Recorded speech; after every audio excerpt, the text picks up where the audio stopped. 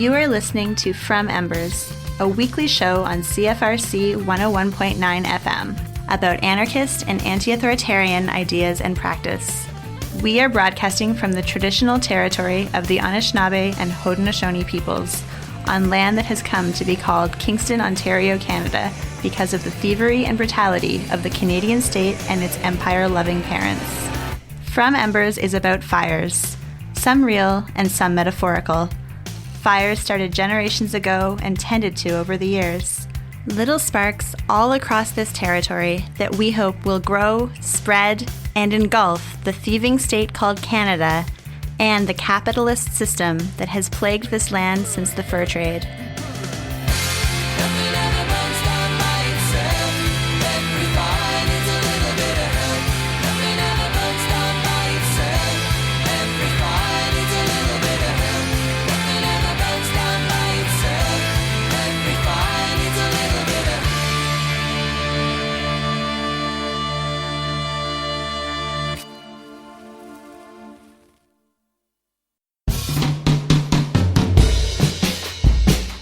Today on From Embers, we're going to have a little philosophy chat with a comrade living in Montreal who's really mad about Max Stirner and egoism.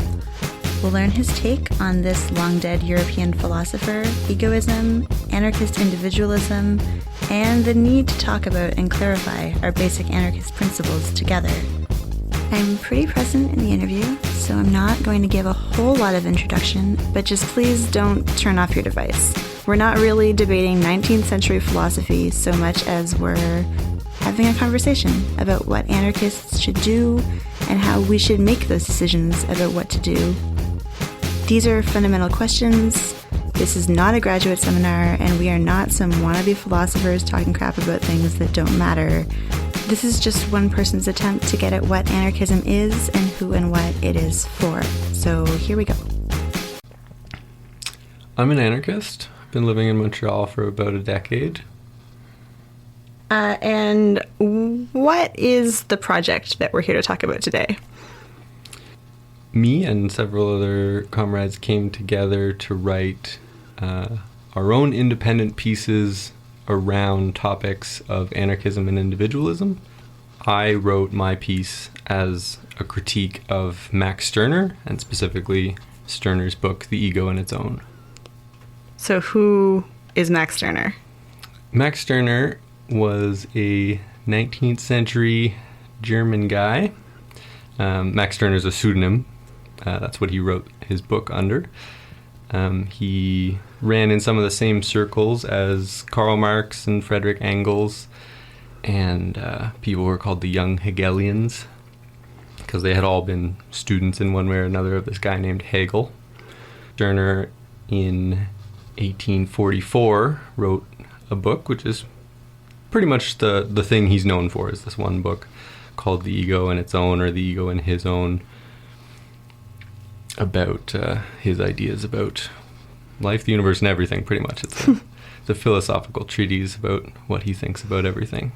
And why does that matter to us as anarchists? What is his relationship to us? Some people would call him an anarchist. Some people would call him a proto-anarchist. A lot of people would count him in the so-called like classical anarchist canon or group alongside people like Goldman or Kropotkin or Bakunin, even though he doesn't actually overlap with almost any of those people. And he did not identify as an anarchist, and he wasn't a part of any anarchist movement, partly because of time and, in my opinion, partly because of politics. He was writing in the 1840s. Anarchism had been named as a political ideology. Proudhon was already calling himself an anarchist. But Stirner never refers to himself as an anarchist or puts himself in dialogue with the anarchists even. But many anarchists have thought of him as influential for anarchism, thought of him as an anarchist, and a small but influential thread within anarchism has looked to him as actually one of the most important thinkers. For individualist anarchism, he's really one of the most important 19th century philosophy people. And what are some of his core ideas or concepts that make him interesting to anarchists? He has a lot to say about the state, and it is all negative. So I think when you pull out quotes of his, they sound cool, edgy, anarchist. They sound very appealing to anarchists. He really hates the state, as do I and other anarchists. I think the problems come when you start looking at those quotes in context and trying to understand what he means when he says the state and why he's actually critical of it. Now, those are the things that I think anarchists who share a lot of my politics, my ideas, would see resonate. There are also people who I think like him for the same reasons that I dislike him, or consider him an anarchist or an important thinker for anarchists for the exact reasons that I think his ideas are a problem. And what are those ideas? He also, similar to how he talks extensively and negatively about the state, he continually returns to this idea that nothing should constrain the individual.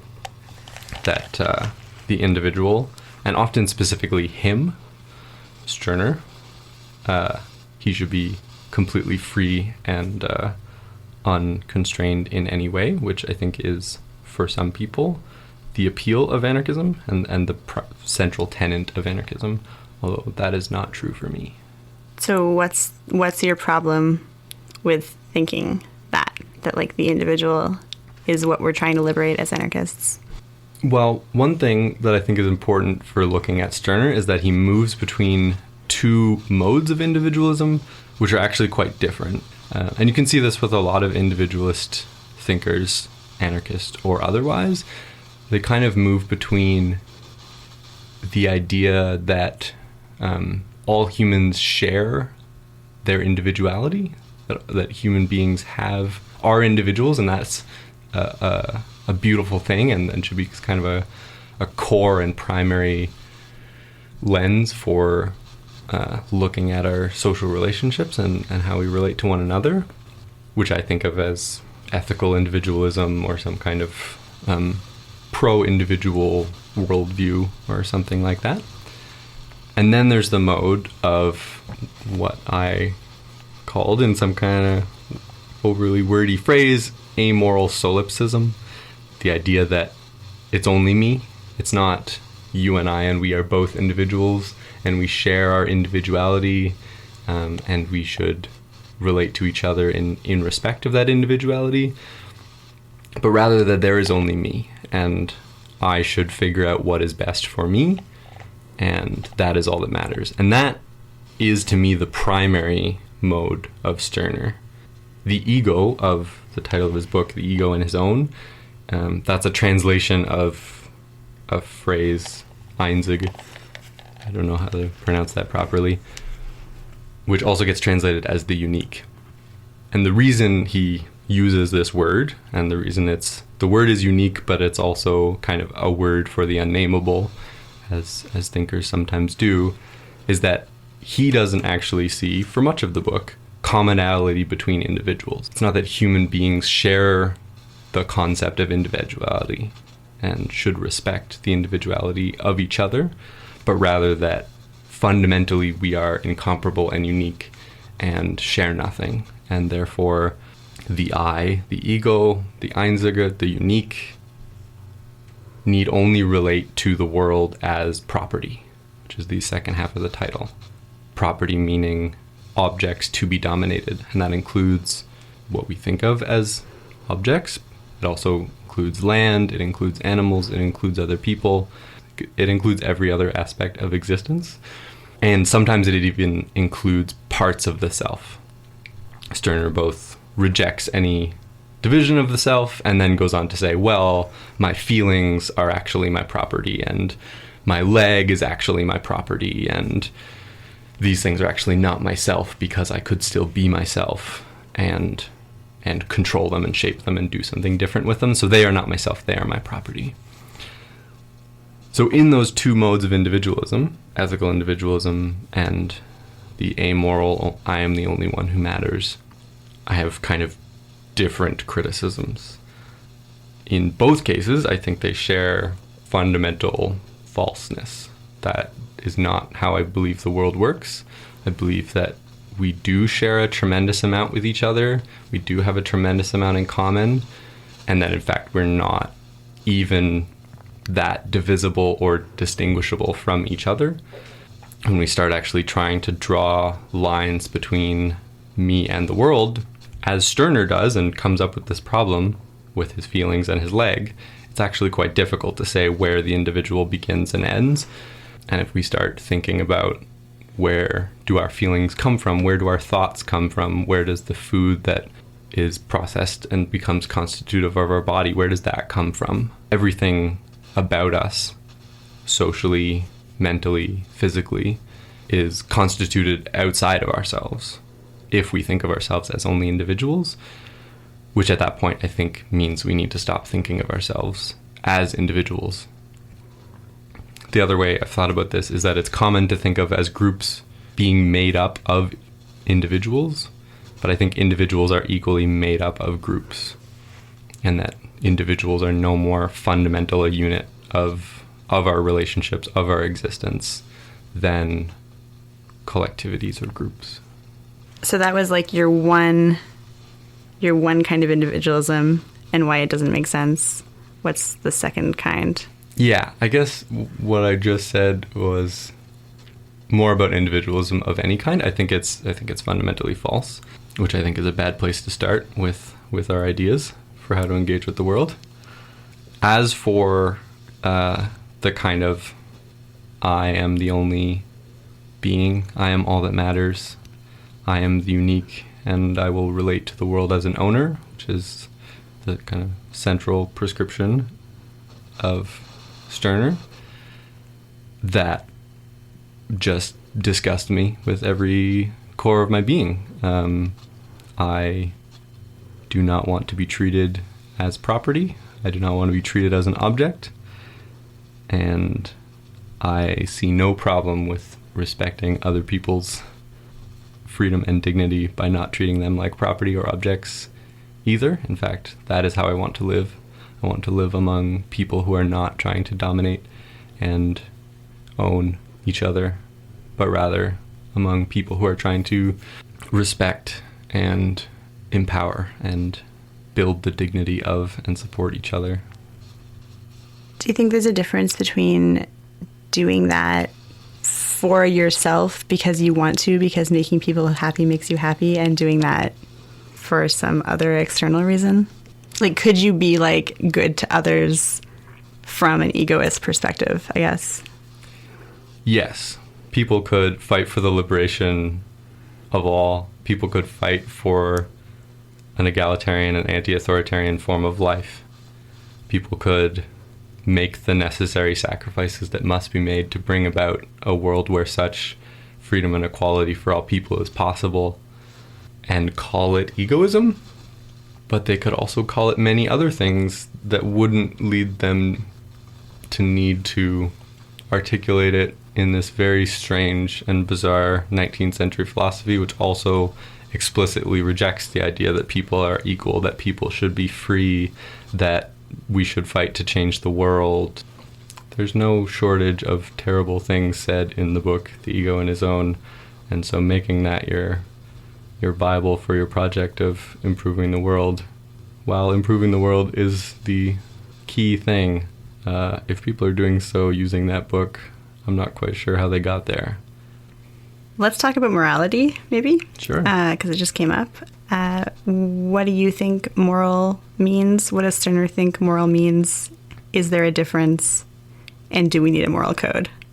To me, morality is every part of our existence where we are figuring out how we're going to live together and communicating about that with one another. I think it's a really broad and general category that is actually hardwired into our species as deep as language. And I don't think there's ever going to be a thing without morality. I think it's just a very general thing. I think a lot of the things that get called morality are things that anarchists should be fighting and are fighting, and that's great. There are many repugnant and vile and wrong things that get called morality. But when we oppose ourselves to those things, we're actually making a moral intervention. We're saying, no, those things are actually wrong. And I find it much more coherent and direct to relate to authoritarian moralities and oppressive moralities as wrong and as immoral, rather than as morality in some, and somehow anarchists doing other things is not morality. Somehow anarchists finding ways to live together and shaping new ways to live together is not morality. That seems like a very abstract and baseless distinction to make. Stirner thinks morality is bad. I'm not sure how to say that in a way that is amoral, which is one of the reasons I think morality is just a very general concept. Stirner thinks morality is bad. He consistently says that the state cannot exist without morality, and morality cannot exist without the state, and they're fundamentally co-constitutive. Perhaps even they are the same thing, which is absurd. He is not consistent in his usage. For example, he says that his examples for saying the state and morality are fundamentally co-constitutive, that they make each other up, that they support each other, is things like people follow laws. People follow laws because they are laws, and morality is the system that teaches you to follow laws.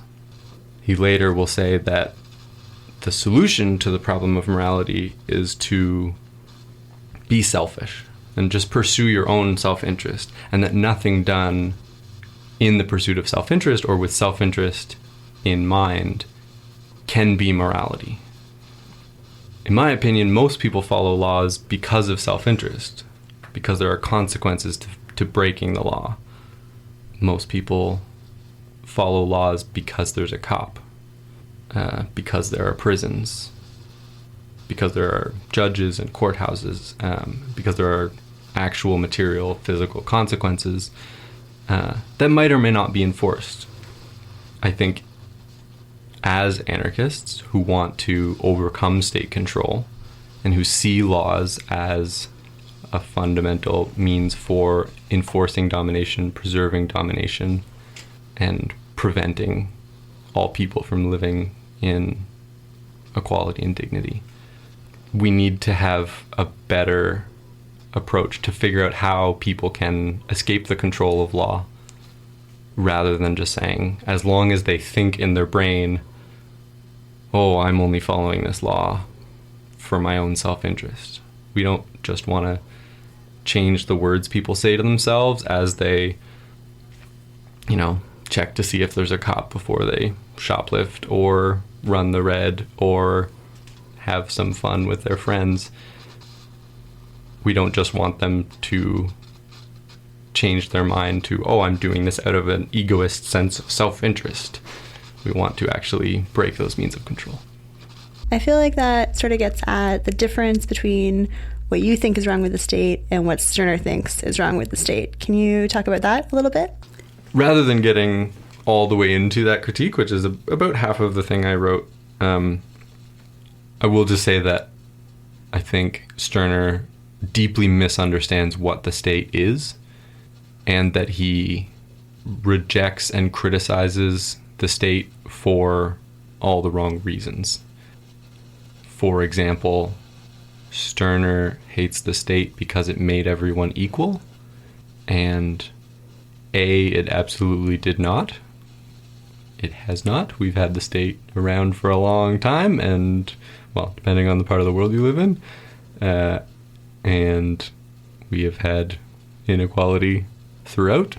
The state actually enforces inequality and reproduces and creates inequality.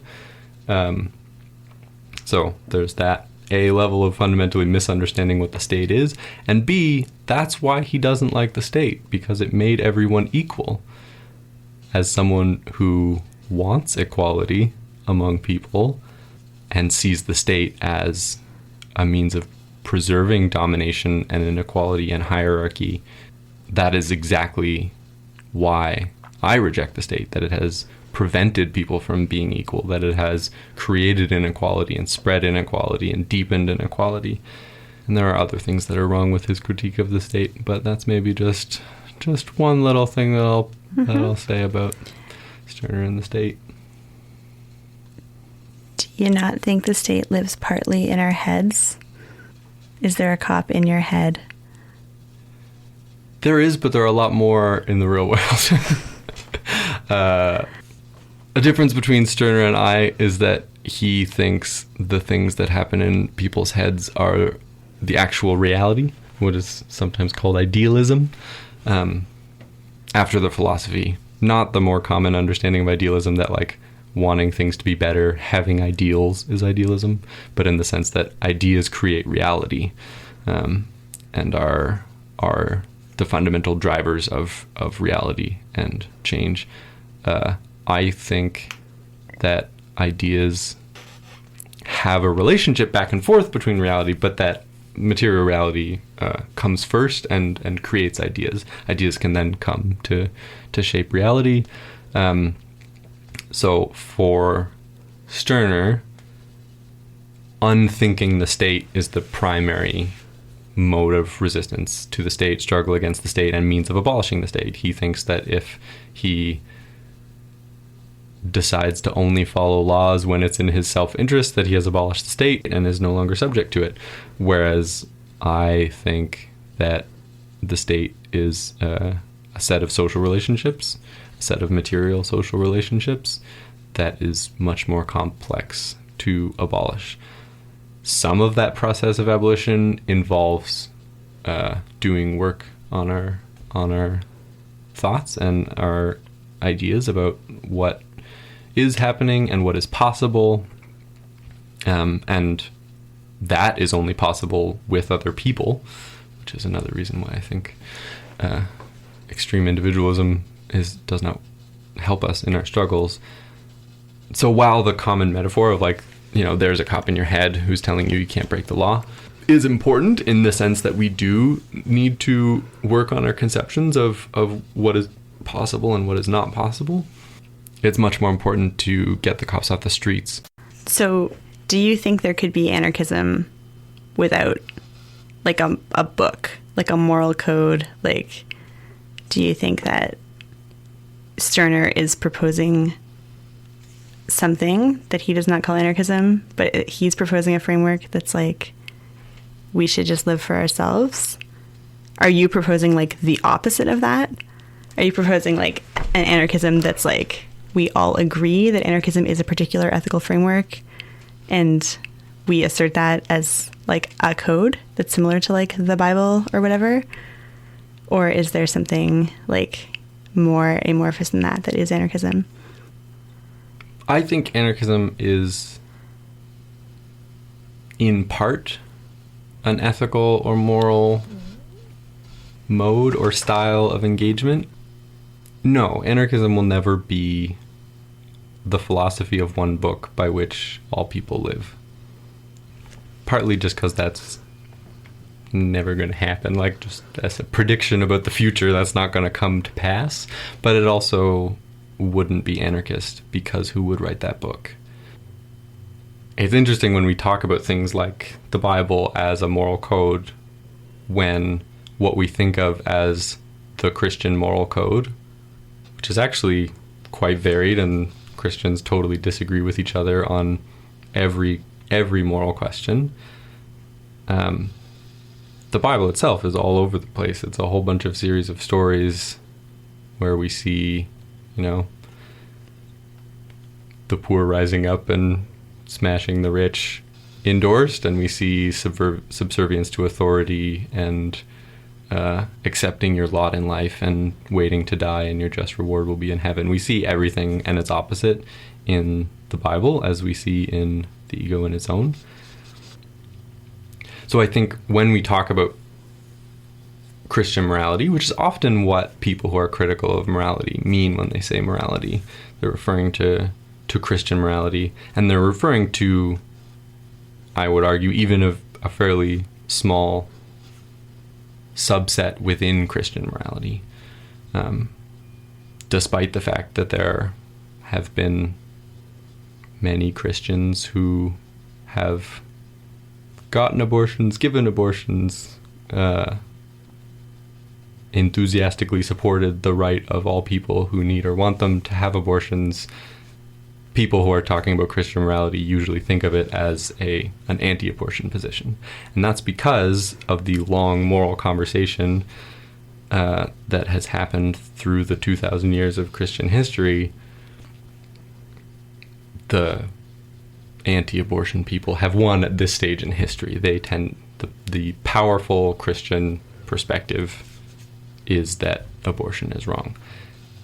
And that, I think, underscores both how even things that seem like they are adhering to a very strict and legalistic and normative moral code, it's actually the product of long conversations down through generations, and people sticking up for their positions and defending their positions, and winning and losing and struggling over those moral positions.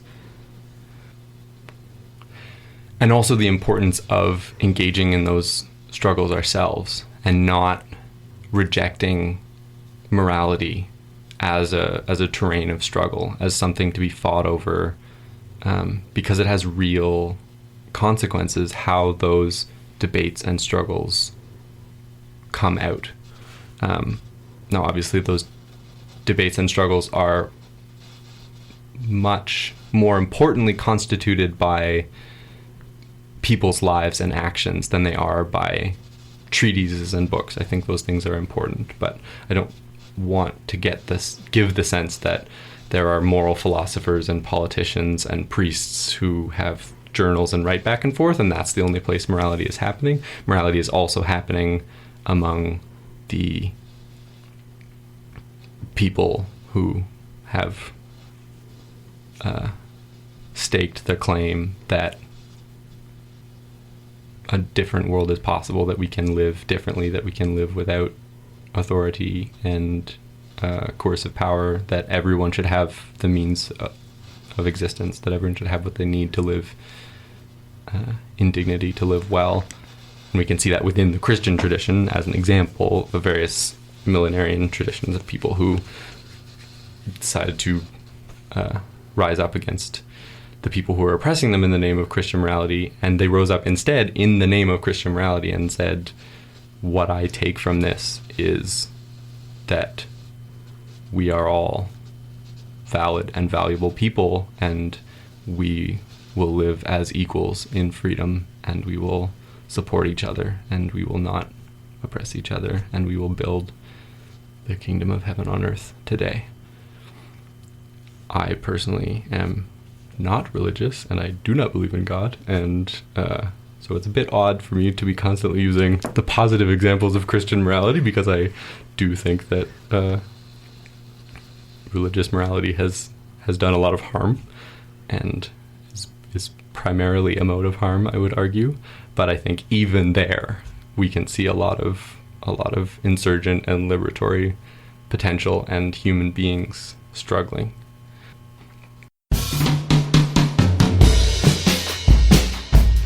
You are listening to the podcast edition of From Embers, an anarchist podcast based in Kingston, Ontario. And today we're talking about egoism and its impact on anarchism with one pal who's really not into it. As always, if you want to get in touch with us, you can do so at fromembers@riseup.net. In this case, if you want to get in touch with the guy behind the ideas, you can send hate mail, love mail, or questions to info@entanglement.cc. Some philosophies do the belief in the self, constructed to keep one's goods on one's own shelf. Built well, you're a strong ladder high, with your feet on the ground and your head to the sky. Now and then you can bend, it's okay to lean over my way. You fear that you can't do it all, and you're right. Even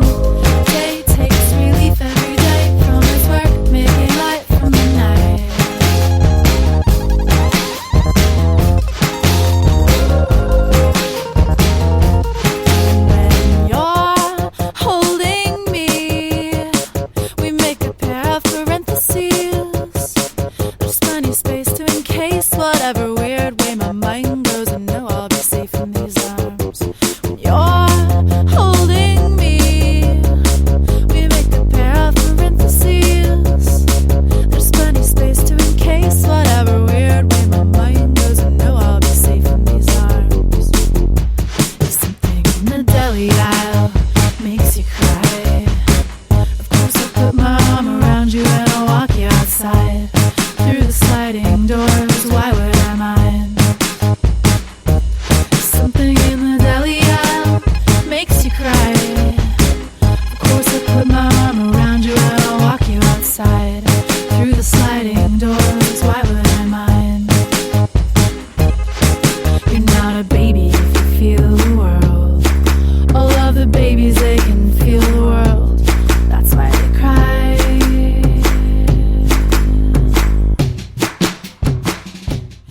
So basically, you would say Stirner's assertion is that there is no, like, basically that there is no right and wrong. There is no, like, externally determined right and wrong. There is no shared right and wrong. We should not all do the same thing. He moves back and forth, or he mixes there is no right and wrong with might makes right. Okay. Quite explicitly. In his rejection of right and wrong, of the idea of a right, a moral right, or a rightness as opposed to a wrongness, he counterposes that to capacity and power and says everything you have power to do, you have a right to. If you don't have power to do it, you don't have a right to it. This is also part of his rejection of any attempt to change the world or change relationships. He is against any attempt to change the world, seeing that as a slavish devotion to a new god, basically. That cause is something that you're putting higher than yourself. So any attempt to change the world is a cause above the individual, and so should be rejected. And in fact, power is the determiner of right and wrong, and so whatever people don't have, they have no right to, and whatever people have, they have a right to, which is disgusting, which is an appalling position to have in the world, because, well, to me, we want the world to be different. I want people to have things they don't have right now. I want people to have things they don't have the power to have right now. I want people to have the power to live in dignity and in equality with all people, and to be able, within that framework, to determine their lives as they see fit, rather than, as Stirner does, saying that people who don't have what they need don't deserve it, and if you gave it to them anyway, you could tell. He uses a racist example of, oh, if you gave freedom to Chinese peasants, you'd see how little they deserved it. If they had a right to freedom, they'd already have it. I think that there's a conversation going on among anarchists about who anarchism is for, and this is part of it. Does anarchism have to be a political philosophy that is about improving the conditions of others? Or is there an anarchism that is more driven by oneself? You keep saying we a lot. Who is the we for you? I think it changes. I think I'm doing that slidey thing that we anarchists tend to do, which is anyone who agrees is part of the we. It's not just anarchists who do that, but sometimes when I say we, I mean humans, or I mean people. I mean everyone. Sometimes I mean we anarchists, although I recognize that that is an intervention in anarchism, because there are people who call themselves anarchists who are totally opposed to what I'm saying. So I am making an intervention in something. It would be absurd to say that all anarchists think that the goal of anarchism is for all people to live in equality and freedom. I personally see that as the goal of anarchism, and that is the value I see in it. I see anarchism as the attempt to actually build a world without masters or slaves, and not for any one person or small group of people to have their best life within a world full of mastery and slavery and domination and oppression. I know that my personal life is a lot better because of anarchism, because of being an anarchist and knowing anarchists, and that's a great side benefit. I think a lot of people's lives are improved under this dominating world system in which we live by their proximity to anarchism and anarchists. And that's great. To me, the point of anarchism still needs to be creating a world without masters or slaves. Do you think Stirner is not against masters and slaves? I would say that Stirner is not against mastery or slavery is one of the least controversial claims I could make about who Stirner is and what he believes. He uses slavery and domination as an example over and over again. In fact, what I referred to earlier as him talking about how Chinese peasants do not deserve freedom, the word he actually uses is serfs, which is a condition of bondage. It's not an accurate portrayal of China, because Stirner talked about a lot of things he didn't know anything about, but he explicitly believes that those who are in bondage, those who are enslaved, do not have a right to live unenslaved, do not have a right to live free, and that freedom should not be pursued. If they have the power to free themselves, sure, but no effort should be put into developing the power to free them. He rejects the anarchist rejection of slavery and domination in several ways. One is by saying that is a cause that is higher than the individual and therefore sacred, holy, a new god, and needs to be rejected. He also rejects it because, and this is actually related to the new god thing, because it's about assuming that there is some kind of common or shared interest between people. So he views as a problem in looking at the master-slave relation that there would be a common recognition of humanity across that relation. That is the problem he sees there, not the condition of bondage, oppression, and domination and enslavement. He spends much more time talking about how humanity, the concept of humanity, the concept of mutual recognition of personhood is a problem. Whereas what slaves should do is that they should recognize their body as their own, and instead, when they feel the lash, that they should feel the ownership of the pain, that they should understand themselves as self-owned, and that they should change their consciousness about their situation, as if people who are being whipped aren't literally painfully aware that it is their body that is being whipped, that it is themselves that is being hurt.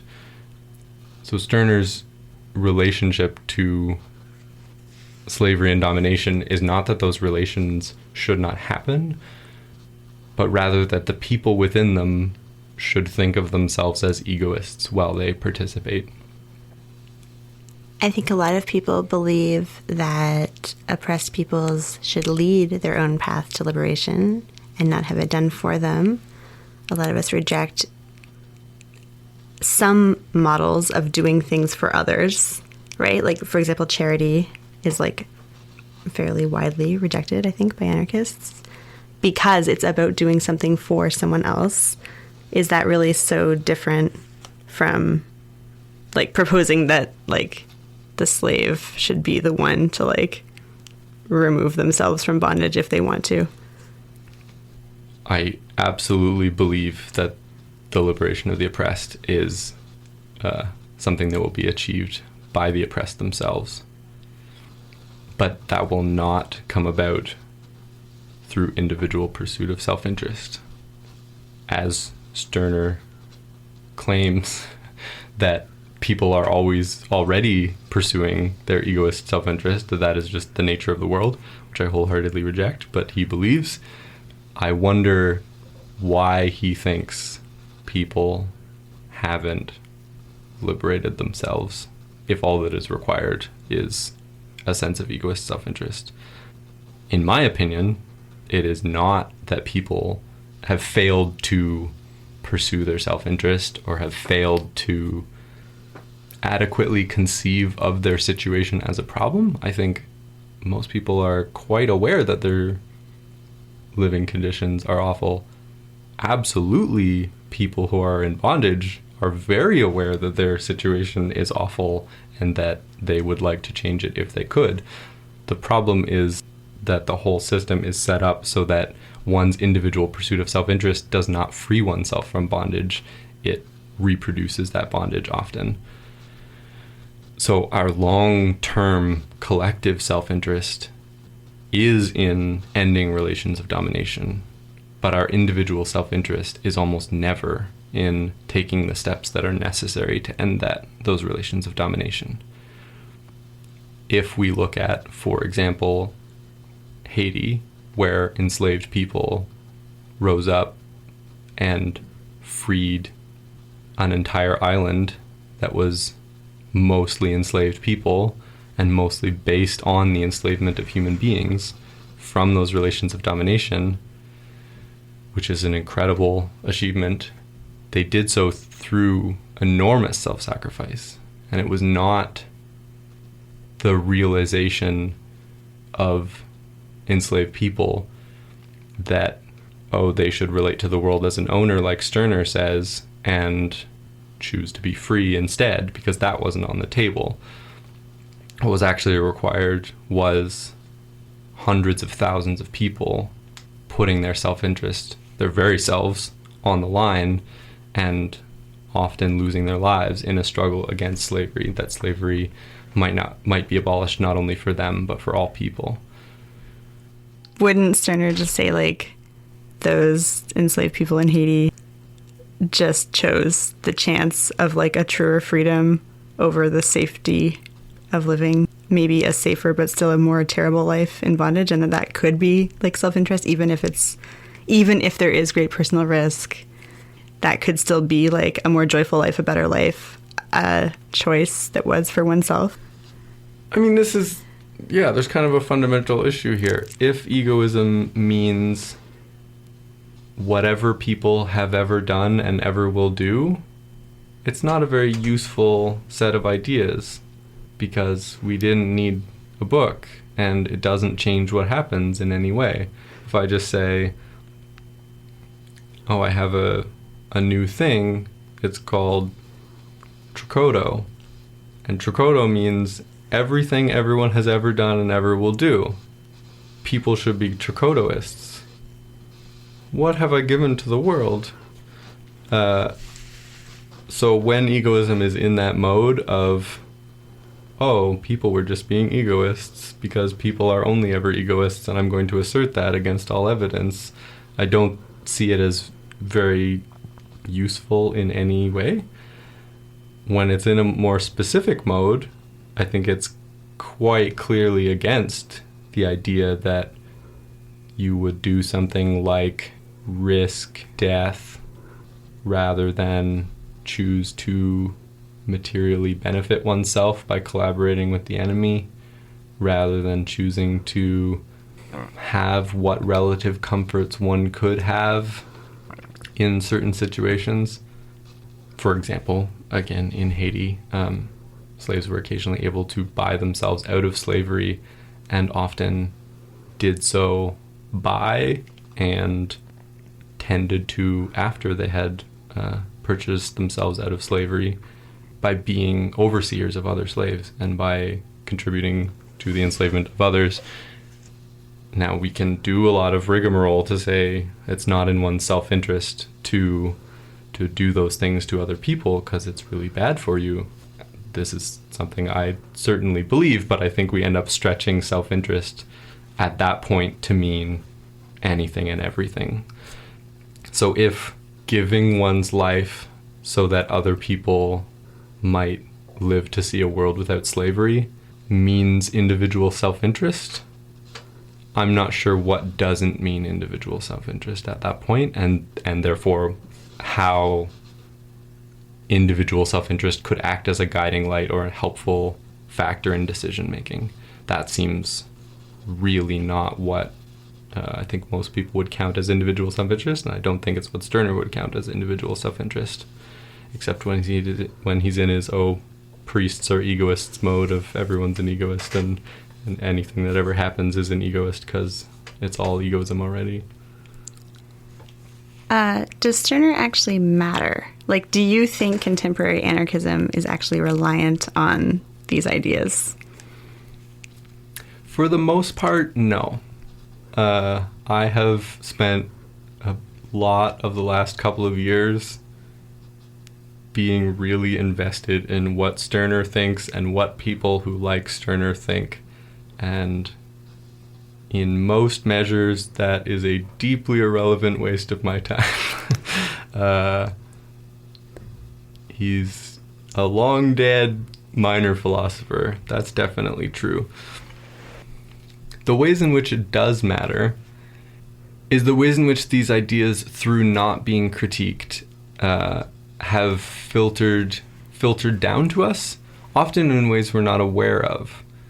Some of these lineages are not that long or convoluted.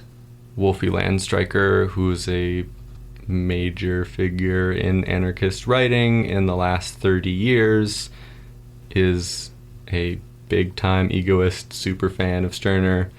And while I was in the process of writing a critique of Stirner, found out that he was releasing a new translation of Stirner. So Stirner was back in the A news, as they might say.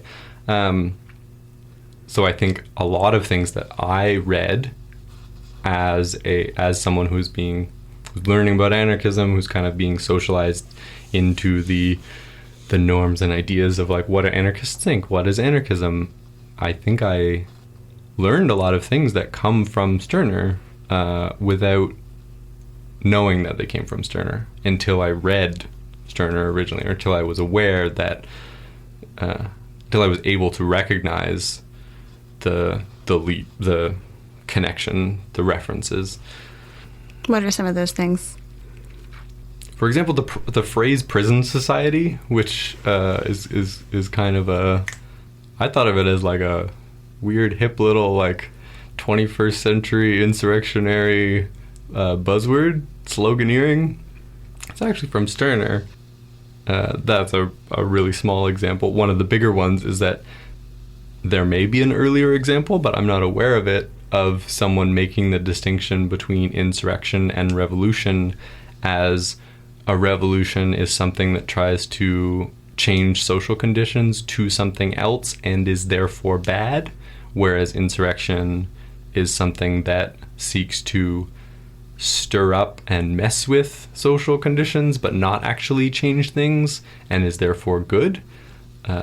That's a distinction that Stirner makes in The Ego in His Own, and is, I think, a real problem in contemporary anarchism. I thought it was a much more recent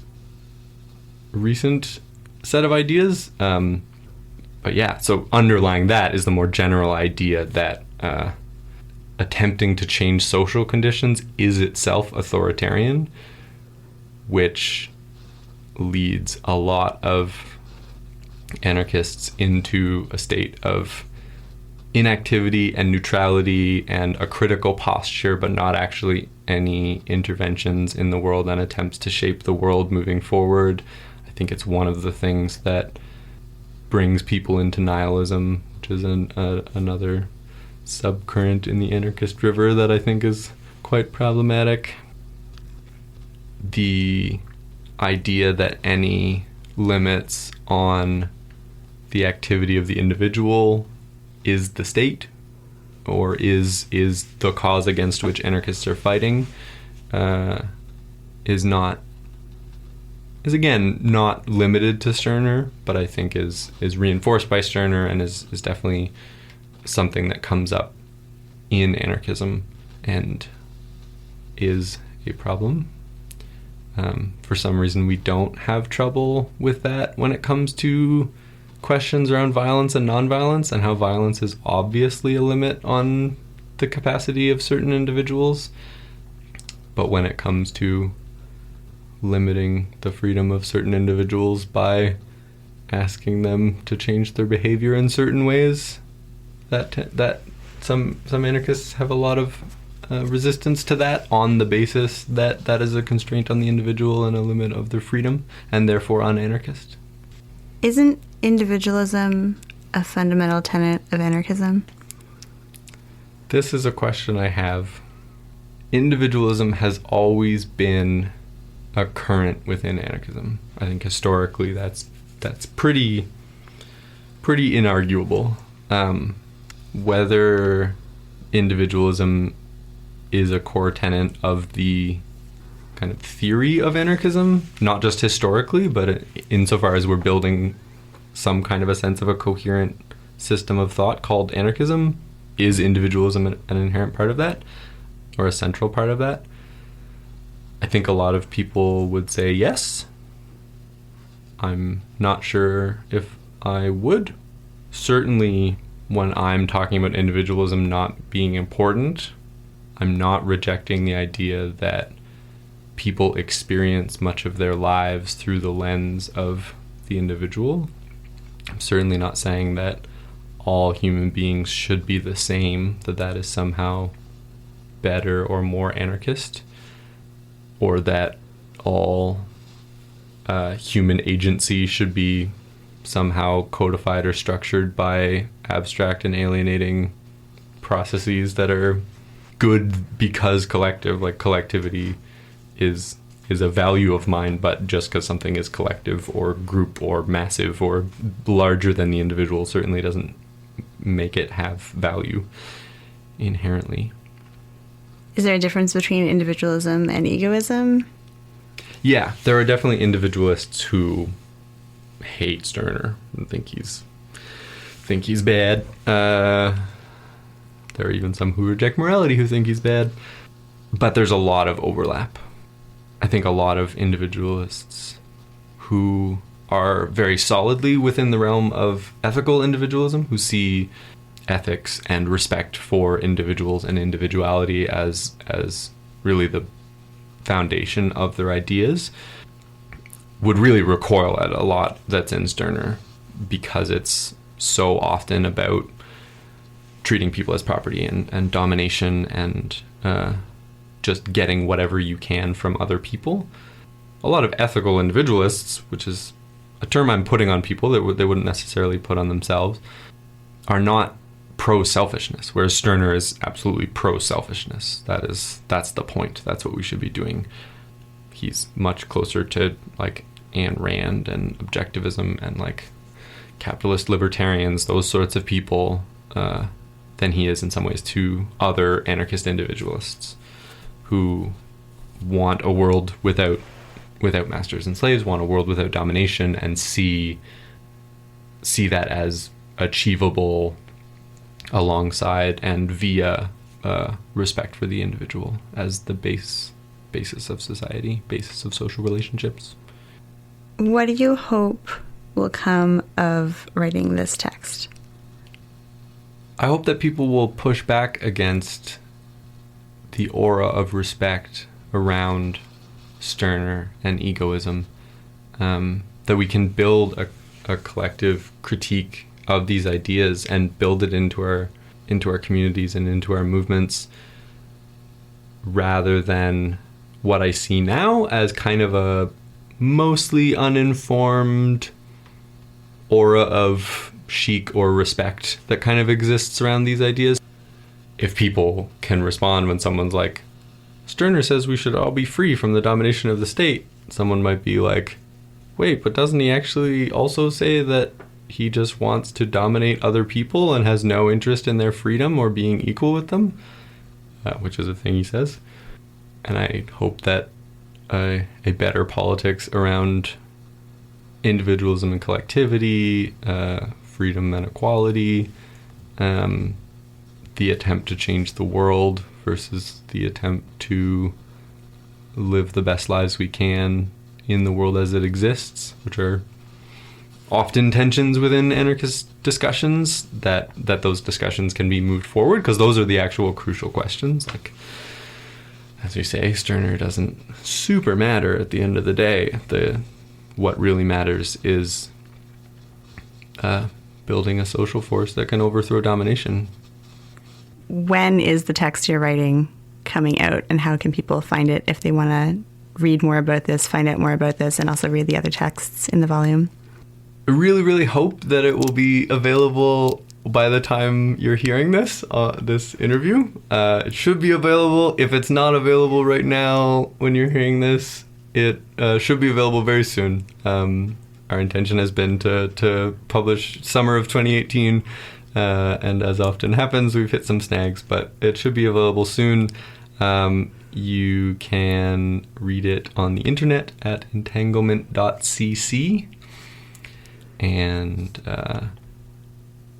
if you have some personal connections, you might be able to get a physical copy. I don't know if we have any impersonal means of distribution, but you might see it at a book fair or at a friend's house or something. There will be physical copies, is what I'm trying to say. And they're going to be really pretty. So hopefully on the website you'll be able to get one somehow. Yeah. But we don't know how yet. Yeah. Sweet. We're going to figure it out together. Thanks a lot for your time. Thank you. Yeah. Something in the deli aisle makes you cry.